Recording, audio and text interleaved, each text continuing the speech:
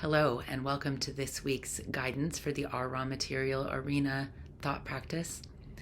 I am Tavish Cardiff, one of the co-founders, and it is Values and Ideals Week.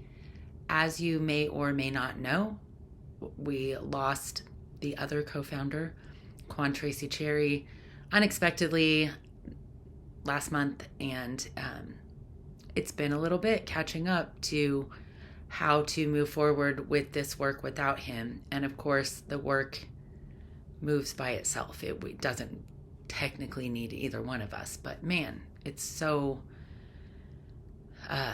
so much fun to do it with him. And I figured instead of talking about value this time, Quan had given us the idea to use the perspective of a tree this session. And so in thinking about that and approaching values and ideals, I decided to talk about the space where Quan and I did our work from, and that is the ideal playground. So, as is customary, be aware of your values, know your values list, know the difference between a value and an ideal, which hopefully I will do something to make you at least have a definition right here. But beyond anything else, let's take this practice to the ideal playground. And what that consists of is your imagination. Our thoughts are powerful, energetic things, and whatever we put out there is transformed in some way into something, whether we recognize it or see it or not. Negative thoughts are also creative. They do their thing. They put energy out into the world, and that energy shows up one way or another. So our fearful thoughts wind up in the ideal playground. We don't think of them as ideal thoughts because that's not, we don't think of negative, scary things as ideal. But when our thoughts just naturally go there, that's where we're giving the energy. So in the ideal playground, we can create negativity, but if we are intentional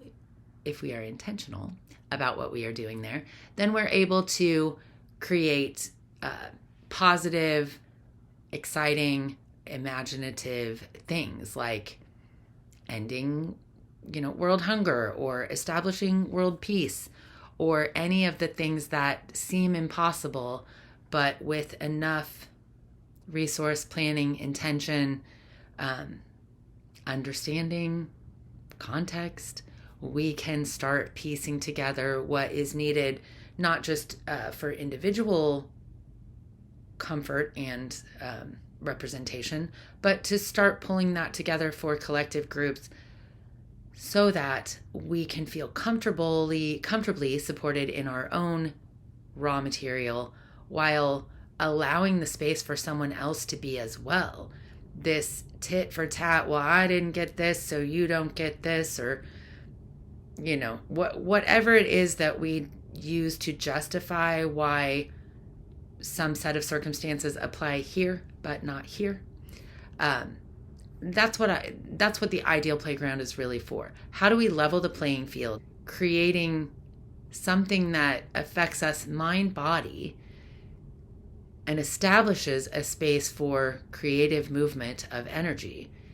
Because if we rely on people's belief systems to catch up to something collective, or to catch up to something that treats everybody fairly or equally, or whatever it is that we think that should look like, we're going to be really disappointed, because these brains that we have, our mental state, this is Values and Ideals, it's a mental week. So this is really about how our belief system formed and what it's made of. So we're testing the metal here. We are looking at what of our beliefs really, truly serve us.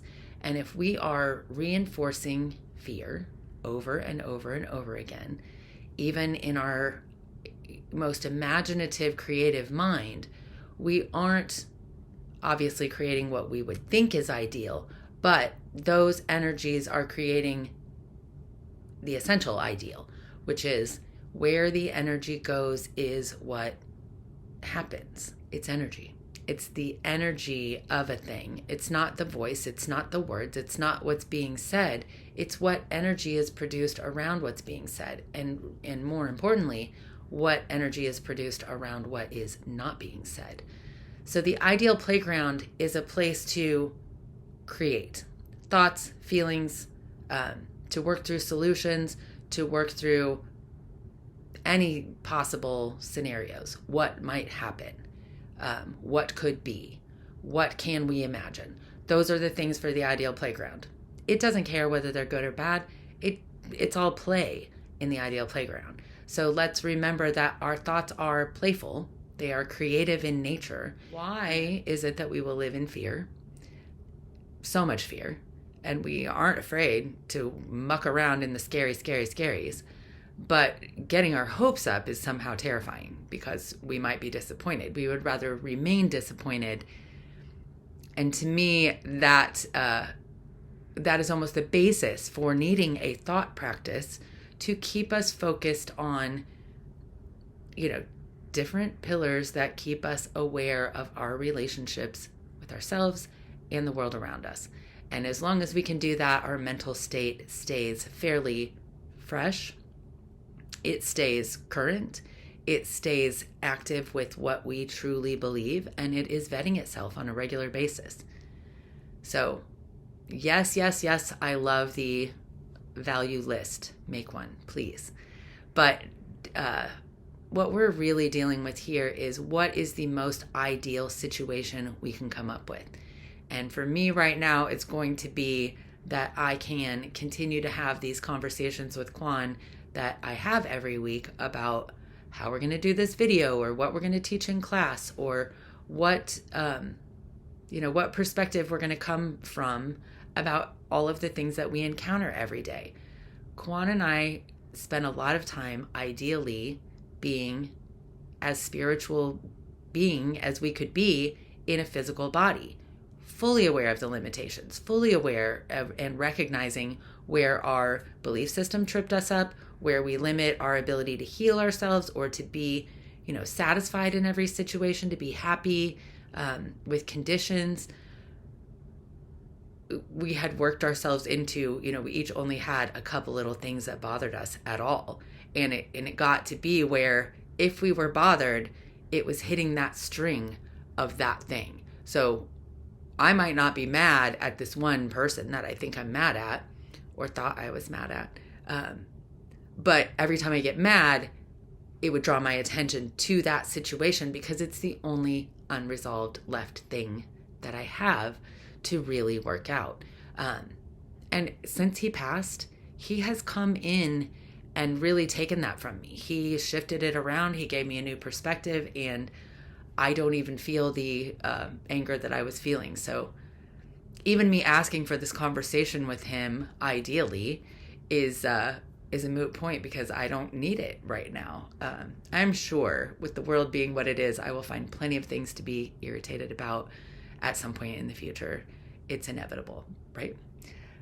But for now, I am going to work to take my thoughts and feelings to the ideal playground, to take the worst of what I feel and use it to the best of my ability in my imagination to create ideas and scenarios for things that I might not know much about or be able to affect at all with anything other than the matter that is my thoughts.